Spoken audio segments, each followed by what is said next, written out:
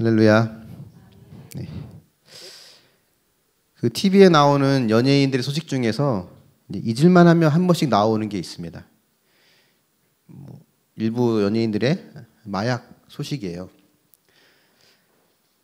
그들의 입장에서 생각해 보면 팬들의 그런 환호와 화려한 조명 밑에서 멋지게 공연을 하고 집으로 돌아오면 그렇게 그 공허함과 외로움이 클 수밖에 없다고들 하더라고요. 그래서 그 공허함을 잊기 위해서 마약에 손을 대는 그런 연예인들의 일부지만 그 연예인들의 소식을 가끔 접하곤 합니다. 꽤 오래전에 이제 TV에서 한 예능 프로에서 이제 가수 김건모의 일상을 좀 가까이 취재하는 보여주는 그런 프로가 있었는데 한 기억에 남는 장면이 하나 있었어요.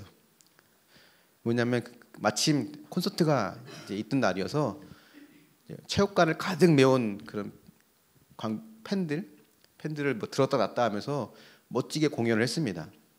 워낙 노래도 잘하고 무대 매너도 있고 쇼맨십도 있고 하니까는 화려하게 얼마나 멋지게 했겠어요. 그렇게 멋지게 하고 나서 다 끝나고 스태프들과 또 뒤풀이도 하고 그러고 이제 집에 돌아오는데 그 가수 김건모가 이제 결혼을 안 했잖아요. 총각이잖아요. 그 넓은 집에 혼자 살거든요. 집에 들어오니까 집이 캄캄하고 적막이 흐르는 거예요. 그래서 몸을 대충 씻고 이렇게 잘 준비를 하고 소파에 누워서 TV를 이렇게 켰는데 TV 소리만 작게 들리고 그리고 TV에서 나오는 불빛만 잠깐 보이고 주변에 아무도 없는 고요함이 이렇게 집안에 흐르는 겁니다. TV로 보는 저도 굉장히 외롭겠다. 굉장히 몇 시간 전까지만 하더라도 그렇게 막 방방 뛰면서 신나게 공연을 하고 났는데 지금은 이렇게 아무도 없는 적막 속에 어둠 속에 있는 걸 보면 굉장히 처량하고 외로움이 느껴지더라고요. 그걸 보면서 이래서 연예인들이 이 순간을 못 참고 마약에 손을 대기도 하는구나 생각이 들었습니다. 그 순간의 공허함과 외로움을 극복하기 위해서 잊기 위해서 마약 같은 거에 손을 대는 이런 방법은 굉장히 나쁜 방법이죠. 근데 대다수의 연예인들이 그러진 않습니다. 물론 그걸 건전한 방법으로 이기는 사람들도 있어요. 근데 대부분 어떤 방법으로 그걸 이기냐면 그 순간의 공허함을 이기기 위해서 또 다른 공연을 준비하는 거예요.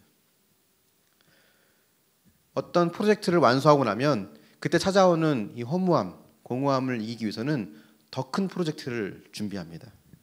그래서 그거를 성공적으로 완수하고 나면 또 똑같은 공허함과 외로움이 밀려오게 되고 그걸 잊기 위해서 또 프로젝트를 준비하고 공연을 준비하게 되죠. 그러니까 이게 반복이 돼요. 결국 성취나 성공은 다음과 같은 질문에 답을 주지 못합니다. 나는 누구인가? 내 진정한 가치는 무엇인가? 뭔가 성공을 이루고 성취를 이루고 나면 처음에는 행복감이 밀려오고 내 가치를 증명할 수 있는 것 같아서 굉장히 기쁩니다. 하지만 이 기쁨은 오래가지 않죠. 우리 계속해서 내가 만든 신, 즉 우상에 대해서 살펴보고 있는데 오늘은 이 성취, 다른 말로 성공에 대한 우상을 좀 보려고 합니다.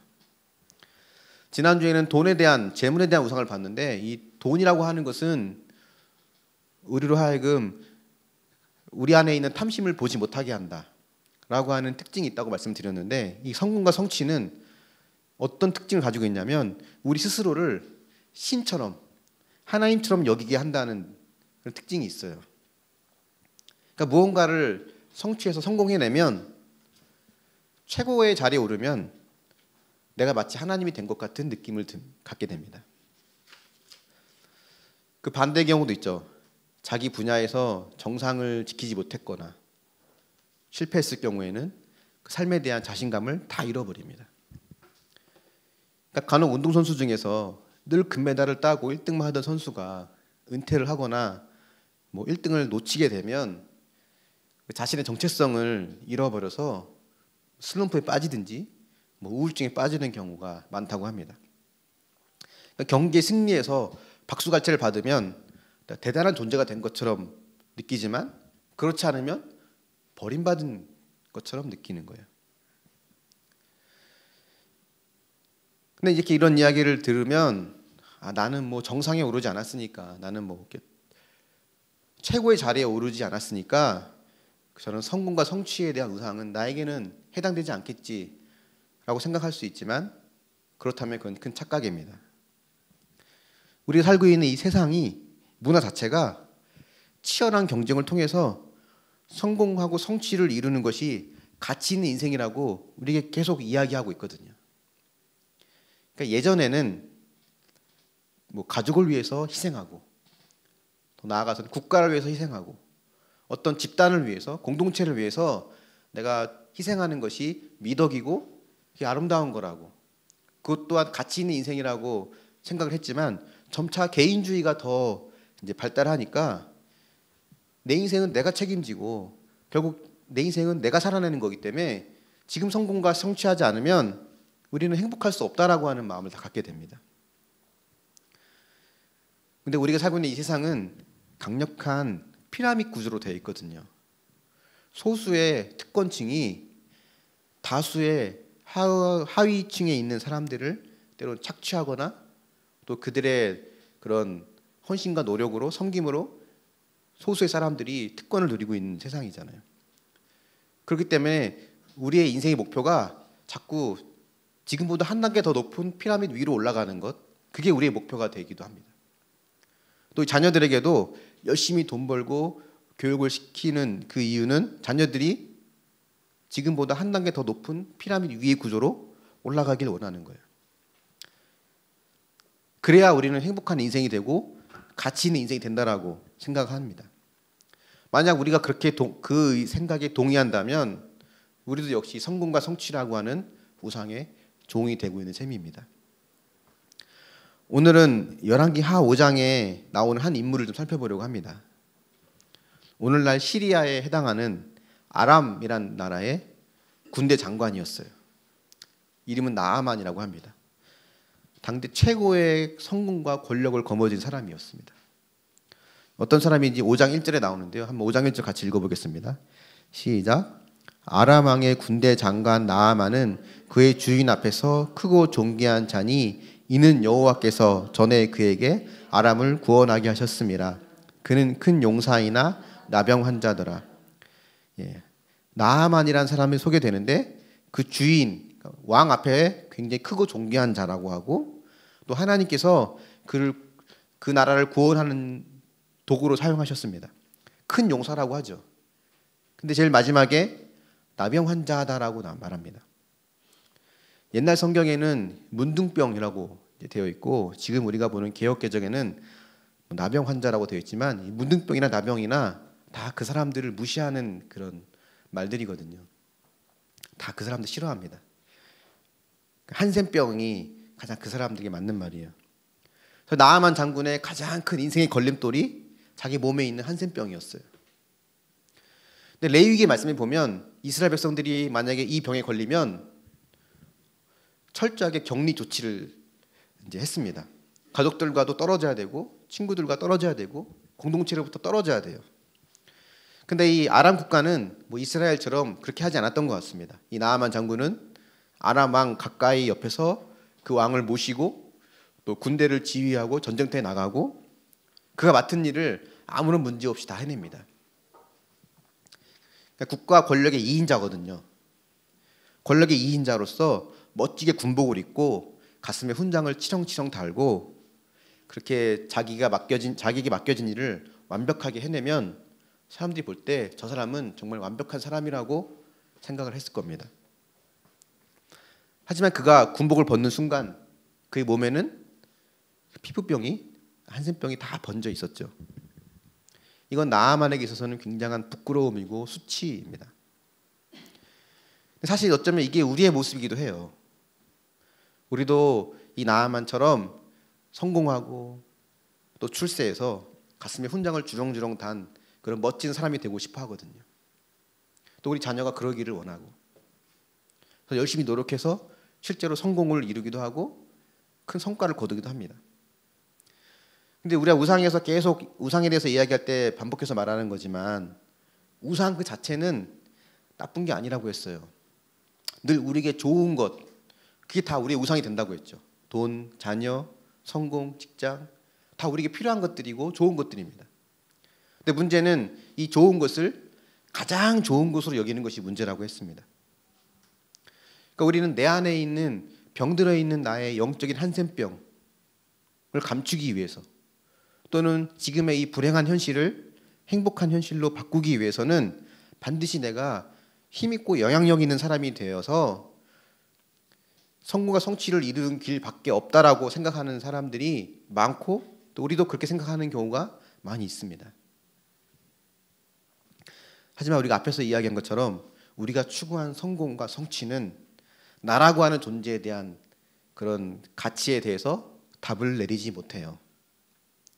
오히려 성공을 추구하면 추구할수록 더 큰 회의와 공허함에 빠집니다. 아무리 멋진 공을 세우고 멋진 군복을 입어도 그 안에 피부병을 해결할 수 없는 나아만과 같은 상황이죠. 근데 이 도저히 자기 힘으로 해결할 수 없는 이 한센병, 피부병, 이 나아만 장군의 깊은 고민을 해결할 수 있는 단초를 제공하는 한 인물이 등장합니다. 5장 2절과 3절 말씀 같이 한번 볼게요. 시작. 전에 아람 사람이 떼를 지어 나가서 이스라엘 땅에서 어린 소녀 하나를 사로잡음에 그가 나아만의 아내에게 수송 들더니 그의 여주인에게 이르되 우리 주인이 사마리아에 계신 선지자 앞에 계셨으면 좋겠나이다. 그가 그 나병을 고치리다 하는지라. 이스라엘 땅에서 사로잡아온 한 여종이 있었습니다. 이 여종이 나아만의 문제를 해결할 수 있는 실마리를 제공해요. 우리나라에 가면 선지자가 있는데 그 선지자를 만나면 병을 고칠 수 있다는 거예요. 당시 이스라엘과 아람 사이는 적대 관계였거든요. 나아만 같은 권력자였으면 자기 병을 고치기 위해서 뭐든 다 했을 겁니다. 좋다는 약은 다 먹어봤을 거고, 용하다는 의사들은 다 만나봤을 거예요. 근데 지금 그 어떤 것도 효력이 없고 지금은 지푸라기라도 잡고 싶은 마음뿐이었거든요. 그러니까 여종의 말이라 할지라도, 또 여종이 직접 얘기한 것도 아니고 자기 부인에게 한 말을 건네들은 겁니다. 그러니까 마지막 지푸라기라도 잡고 싶은 마음에 그 여종의 말을 믿고 이스라엘로 떠나요. 거액의 치료비를 갖고 또 왕이 써준 추천서를 가지고 이스라엘 왕을 찾아갑니다. 근데 이게 나하만이 일하는 방식이거든요. 근데 이게 세상이 일하는 방식이기도 해요. 강한 권력자의 뒷배를 이용해서 그 권력자의 백을 짊어지고 돈을 뿌려가며 최고의 실세를 만나는 겁니다. 단판의 문제를 해결하려고 해요.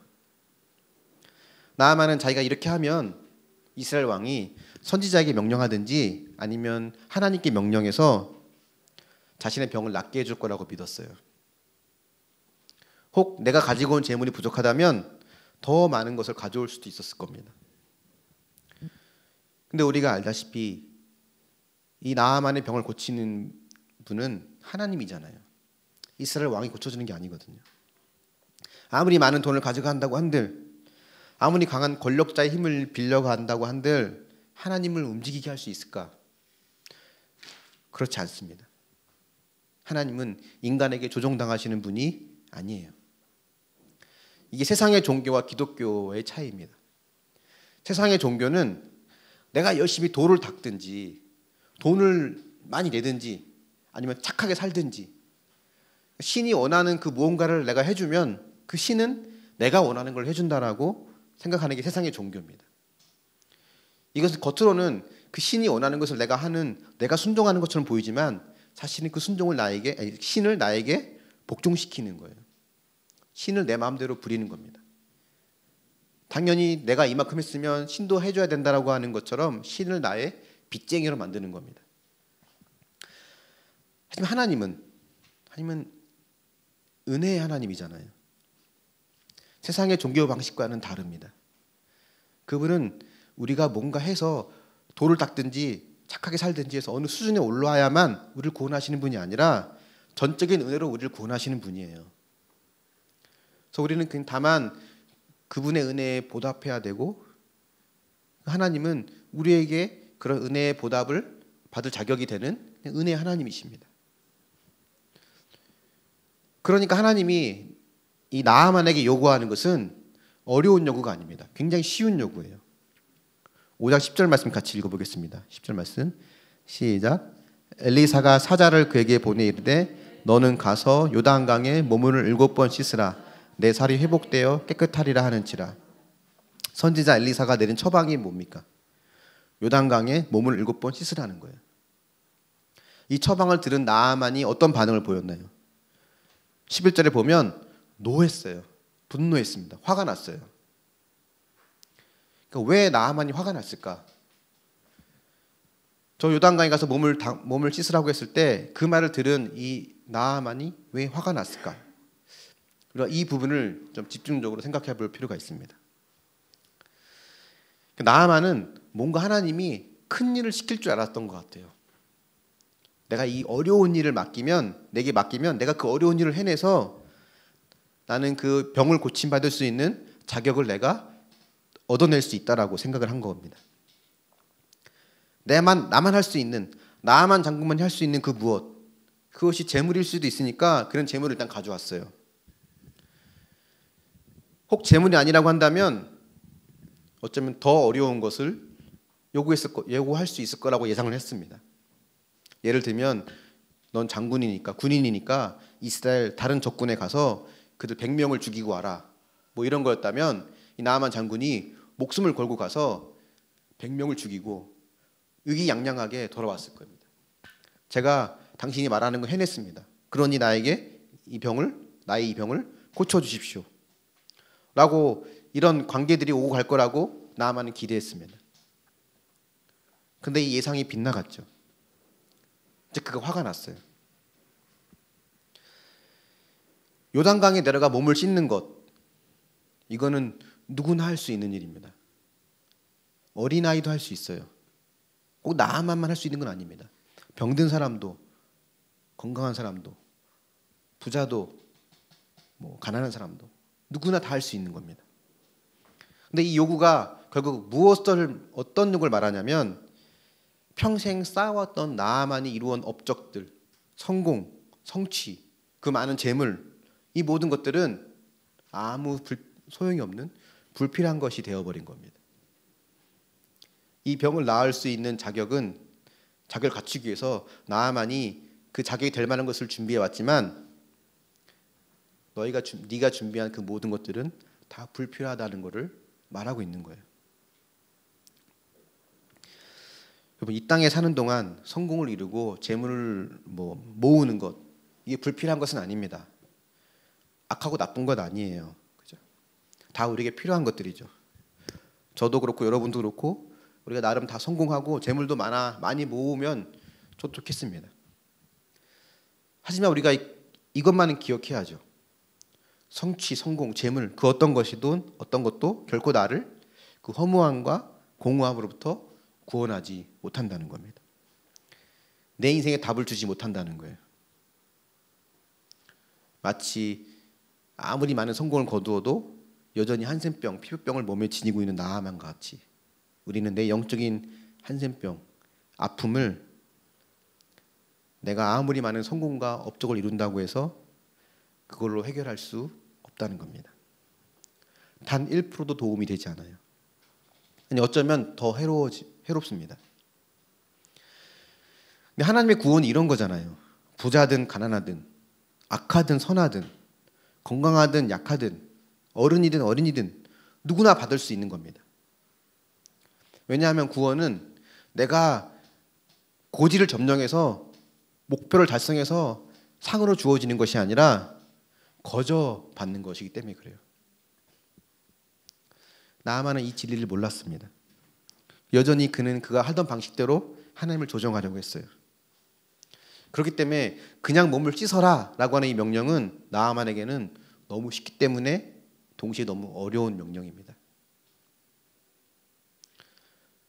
여러분 요단강에 가서 몸을 씻으려면 제일 먼저 나아만이 뭘 해야 될까요? 옷을 벗어야죠. 그죠? 옷을 다 벗어야 됩니다. 지금껏 자기를 치장했던 멋진 군복도 벗어야 돼요. 자신 안에 몸에 감춰졌던 피부병을 감췄던 그 옷도 다 벗어야 됩니다. 그동안 내가 의지했던 성공과 성취, 감추고 가렸던 나의 본 모습을 감추고 가렸던 그 모든 것들을 다 벗어버려야 돼요. 왜냐하면 그것들은 나를 구원할 수 없기 때문에 그렇습니다. 진짜 나의 본 모습은 멋지게 화려한 성공으로 꾸민 이 겉옷이 아니라 내 힘으로는 절대 고칠 수 없는 한센병자라고 하는 것, 그게 나의 본 모습이기 때문에 그래요. 우리 그걸 인정해야 됩니다. 우리 하나님의 은혜를 알면 알수록 우리 고백할 수밖에 없는 것은 하나님, 저는 100% 죄인입니다. 뼛속까지 죄인입니다라는 것밖에 나오지 않아요. 철저하게 자신의 무력함과 연약함을 인정하는 사람이 구원을 값없는 선물로 받을 수 있습니다. 근데 이 겸손이 잘 안 생겨요. 쉽지 않아요. 자꾸 우리는 하나님, 제가 이만큼 했습니다. 제가 그동안 고생한 것 좀 보세요. 자꾸 이 말을 하고 싶어 하거든요. 근데 하나님은 그거 소용없다는 거예요. 거의 관심 없다는 겁니다. 그냥 와서 씻기만 해라. 이게 하나님 우리에게 원하시는 거거든요. 물론 이 말이 열심히 살지 말아라, 성실하게 살지 말아라 이런 말이 아니죠. 열심히 성실하게 살아야 합니다. 하지만 이것만 성공하면, 이것만 가지면 내 모든 문제가 해결될 수 있다라고 하는 그 마음을 버리라는 거예요. 나아만은 오히려 그가 그동안 쌓아왔던 성공과 업적들, 그 감추고 가려웠던 그 멋진 군복, 그 모든 것들이 오히려 그에게 독이 되었습니다. 그래서 성취, 성공이라고 하는 우상의 첫 번째 교훈은 뭐냐면 성공과 성취로 가려진 내 겉모습이 진짜 모습이 아니라는 겁니다. 이걸 우리가 인정해야 돼요. 감추고 가린다고 해서 해결되지 않습니다. 내 안의 영적 한센병은 감추면 감출수록 더 많이 퍼질 뿐이에요. 여러분 묵상해 보십시오. 지금 내가 누리고 있는 것은 내 힘으로 일해서 얻어낸 것이라고 생각하고 있지 않습니까? 일할 수 있는 건강과 환경도 하나님이 주셨다는 것을 인정하십니까? 지금의 불행한 현실을 행복으로 바꾸기 위해서는 내가 더 많은 일을 해낼 수 있는 성공과 출세밖에 없다라고 생각하지 않습니까? 나는 나아만처럼 스스로 고칠 수 없고 오직 은혜 외에는 소망이 없는 영적인 한센병자인 것을 인정하십니까?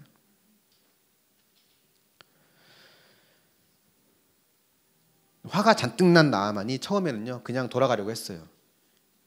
야, 우리나라에 더 좋은 강이 있는데 내가 여기까지 와서 씻어야겠냐. 실제로 요단강은요 굉장히 더러운 강이거든요. 흙탕물, 꾸정물이에요. 맑은 물은 스위스 알프스에 흐르는 그런 물이 아닙니다. 그러니까 우리나라에 더 좋은 데가 있는데 왜 내가 여기서 씻냐라고 돌아가려고 했지만 따라 나온 사람들이 그를 만류해요. 13절인가요? 보면 그의 종들이 나와서 말하여 이르되 내 아버지여 선지자가 당신에게 큰 일을 행하라 말하였다면 행하지 아니하였으리까 하물며 당신에게 이르기를 씻어 깨끗하게 하라 함이니까. 종들이 와서 말리는 거예요. 아니 더 어려운 걸 시켰으면 하지 않았겠냐고. 병이 낫겠어 뭐든 했을 텐데 겨우 몸에 물 담그는 거 이거 못하겠냐고. 이거 한번 해보자고 설득을 합니다. 근데 사실 이 부분을 가만 보면요 참 재밌는 부분이 하나 나와요. 분노하고 화가 나서 돌아가려고 하는 나아만을 붙잡고 그 나아만에게 구원의 메시지를 전해준 사람이 누구냐면 나아만의 종이었습니다. 그죠? 10절에 보면 나아만에게 와서 요단강에 가서 몸을 씻어라 라고 말을 건네준 사람이 누구냐면 엘리사의 종이었어요. 또 우리가 처음 1절 2절에서 읽은 것처럼 제일 처음에 나아만에게 우리나라의 이스라엘 선지자에게 가면 그 병을 고칠 수 있습니다 라고 말을 해줬던 그 구원의 메시지를 전해준 사람이 누구냐면 그 집의 종이었어요. 여종이죠. 당시 종들은요 짐승과 다르지 않았어요. 정말로 물건 사는 것처럼 시장 가면 종들을 쭉 진열되어 있는 종들을 돈 주고 삽니다. 그래서 일을 시키다가 다치거나 뭐 병들면 그냥 버려요. 그냥 물건이기 때문에 굳이 고쳐 쓰지 않아요. 그냥 다른 종 사면 돼요. 이런 대우를 받았거든요. 근데 그런 종들의 입을 통해서 이 나아만에게 구원의 메시지가 계속 나오고 있습니다. 그러니까 성공과 성취가 결코 우리의 구원자가 아니라는 거죠. 오히려 종의 모습을 통해서 우리에게 구원의 메시지가 전해집니다. 이걸 몸소 보여준 분이 바로 예수님이에요. 빌립보서 2장 6절 8절 같이 한번 읽어보겠습니다. 시작. 그는 근본 하나님의 본체시나 하나님과 동등됨을 취할 것으로 여기지 아니하시고 오히려 자기를 비워 종의 형체를 가지사 사람들과 같이 되셨고 사람의 모양으로 나타나사 자기를 낮추시고 죽기까지 복종하셨으니 곧 십자가에 죽으심이라. 예수님이 우리를 구원하기 위해서 오신 모습은 종의 형체를 가지시고 이 땅에 오셨습니다. 멋진 왕궁이나 초강대국에 오시지 않으셨어요. 당시 로마라고 하는 강대국의 조그만 식민지 국가, 또 그 중에 어느 작은 마을, 또 그곳의 어느 마국간으로 오셨습니다. 근데 이 진리를 대부분의 사람들은 몰랐어요. 제자들조차도 몰랐습니다. 제자들이 예수님께 늘 묻는 말이 이거였거든요. 주님의 때가 언제입니까? 주님의 때가 언제입니까? 이걸 물었어요. 이게 뭘 묻는 거냐면 주님 언제 권력을 잡을 거예요? 언제 왕의 자리에 오를 겁니까? 이걸 묻는 거거든요. 만약에 성공과 성취로 되어지는 거라면 예수님은 아마 단번에 로마 황제를 끌어내리고 그 자리에 오르셨을 겁니다. 근데 여기서 또 우리가 볼 수 있는 또 재밌는 게 하나 있는데요. 성경에는 분명히 구원은 은혜로 주어지는 거라고 합니다. 그렇죠? 거저 주어지는 거라는 거예요. 근데 그렇다고 해서 구원이 값싼 싸구려라는 뜻은 아닙니다. 내게는 거저 주어졌지만 누군가는 값을 치른 거예요. 여러분이 누군가에게 선물을 줄 때 선물을 받은 사람은 거저 받았지만 선물을 주는 나는 값을 치르고 산 거거든요. 구원이나 회복, 치유 이것이 우리에게 은혜로 주어진다라고 했을 때 그것은 곧 누군가는 값을 지불했다는 걸 말합니다. 그렇다면 오늘 나아만 장군의 경우에는 나아만 장군이 요단강에 몸을 7번 담그고 다 피부병이 났잖아요. 깨끗이 났습니다. 나아만의 이런 회복과 구원, 치유는 누가 대가를 지불한 것일까요? 누구의 대가 지불이 있었기 때문에 나아만 장군은 병을 고칠 수 있었을까요? 이 나아만 장군의 스토리에 잠깐 등장하고 사라지는 한 인물이 있습니다. 처음에 나왔던 여종이에요. 나아만 장군의 집에 있던 여종. 이 여종의 이름은 나와 있지 않습니다. 어쩌다 이 나아만 장군 집에 이제 오게 되었는지 자세한 설명은 나와 있지 않죠. 하지만 2절인가에 보면 2절에 아람 사람이 전에 떼를 지어서 이스라엘 땅에서 어린 소녀 하나를 사로잡아왔다고 하거든요. 그러니까 아람 군대가 이스라엘 한 지역을 침략해서 그 중에서 이 어린 소녀를 포로로 끌고 온 거예요. 어린 소녀라고 한 거 보면 부모도 있었을 겁니다. 다른 가족이 있었을 거예요. 다른 가족은 어떻게 됐을까? 포로로 끌려와서 다른 곳에 팔렸든지 아니면 습격했을 때 살해당했을지도 몰라요. 어쨌든 이 어린 여종은 나아만 집안의 가장 밑바닥 인생입니다. 적국의 포로로 끌려가서 포로의 신분이죠. 또 신분도 종이죠. 또 남자와 여자 중에서 여자죠. 나이도 어리죠. 최악의 조건 다 가졌어요. 가장 인생 밑바닥에 떨어졌습니다. 근데 이 어린 소녀의 인생을 이 깊은 나락으로 떨어뜨린 장본인이 누구입니까? 나아만이에요. 나아만.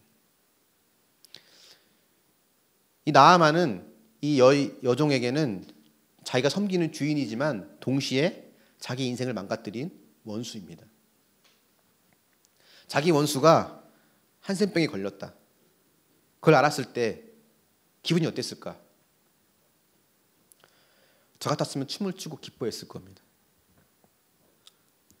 나만 가만히 있으면 저 주인은 서서히 죽어가요. 내가 당한 만큼 죗값을 치러야죠. 저도 이런 경험 종종 가끔 있었거든요. 저를 힘들게 했던, 저를 괴롭혔던 과거의 어떤 사람이 들리는 소문에 의하니까 죽도록 고생하고 있대요. 그때 얼마나 통쾌하든지 속에서 막 웃음이 저절로 나오더라고요. 그런데 이 여종은 그걸 택하지 않았어요. 우리 주인이 선지자 앞에 계셨으면 좋겠다. 이 말은 우리 주인의 아픔을 덜어내고 그를 죽음에서 생명으로 살려내고 싶은 마음이 담겨 있습니다. 그 마음이 아니면 굳이 이걸 선지자를 소개해 줄 이유가 없어요. 내가 당한 만큼 대갚아주고 싶은, 네 억울함을 풀고 싶은 그 마음에 상대방을 응징하고 보복하고 싶은데 이 여종은 그걸 택하지 않고 상대를 용서하고 기꺼이 그의 치유와 구원의 통로가 됩니다. 이게 이 여종이 치른 대가 지불이에요. 이건 곧 성경 전체에서 하나님이 우리에게 보여주는 대가 지불이기도 합니다. 이 이야기는 예수님을 통해서 하이라이트를 이루어요. 모든 제자들과 모든 사람들이 예수님을 버렸지만 예수님은 다 용서하시고 그 모두를 위해서 십자가에서 죽어주셨습니다. 충분히 하나님 아버지의 권세를 이용해서 천군천사를 통해서 내 손과 발에 못을 박는 저들에게 보복을 할 수 있지만 주님이 그 보복하기를 포기하셨어요. 우리의 죗값을 친히 담당하시고 용서하셨습니다. 그리고 나아만에게 하신 말씀처럼 우리에게도 말씀하십니다. 씻기만 하여라. 믿기만 하여라. 주님이 다 이루셨기 때문에, 주님이 대가를 다 지불하셨기 때문에 그렇습니다. 우리가 할 일은 나의 연약함을 인정하는 거예요. 그러면 우리는 씻기만 하라는 말씀에 순종했던 나아만처럼 믿기만 하라는 말씀에도 순종할 수 있습니다. 저희 성공과 성취의 두 번째 교훈이 있다면 주님께서 이미 다 이루어 주셨다입니다. 한번 적용해 보십시오. 내가 인정해야 될 나의 연약함은 무엇이 있나요? 예수님이 복종과 희생, 성김과 죽음으로 구원을 이룬 것처럼 내가 구원 얻고 누군가의 구원에 쓰임받기 위해서 내가 인정하고 감당해야 될 희생과 섬김의 자리는 무엇입니까? 말씀의 결론을 맺어보겠습니다. 저도 교회가 빨리 성장했으면 좋겠다는 바람을 갖습니다. 저를 속편하지 않아요. 누가 제일 간절히 원하겠습니까? 단기간 내에 성장하는 교회를 보면 성공한 것 같아서 부럽고, 하지만 그렇지 못한 저를 보면 나는 그렇지 못한 거에 대한 자괴감도 사실 찾아오거든요. 솔직한 저의 마음이에요. 근데 말씀을 준비하면서 제 나름대로 생각을 정리한 게 있어요. 뭐였냐면, 진정한 성공이 뭐지? 내가 성공을 하기 위해서 그동안 많이 노력을 해왔는데 진짜 성공이 뭐지? 오늘 말씀 통해서 우리 깨닫는 거 이겁니다. 진정한 성공은 나의 연약함을 인정하고 하나님을 만나는 것. 자꾸 군복 입고 훈장을 달고 그런 치렁치렁 멋진 것을 보여주는 영웅처럼 보이고 싶은, 장군처럼 보고 싶은 제 욕심이 자꾸 저를 성공이라는 우상을 쫓아가게 만들고 있더라고요. 물론 교회가 성장하기를 더 기도하고 노력하지만 그보다 더 중요한 하나님을 사랑하는 마음을 더 많이 가져보려고 노력을 하게 되었습니다. 요즘 큐티인 본문이 어딘지 여러분 아십니까? 신명기입니다. 신명기 말씀을 보면 모세가 한 말 또 하고 한 말 또 하고 한 말 또 하고 맨날 똑같은 말만 해요. 다음 달에도 신명기가 이어지거든요. 계속 똑같은 말만 합니다.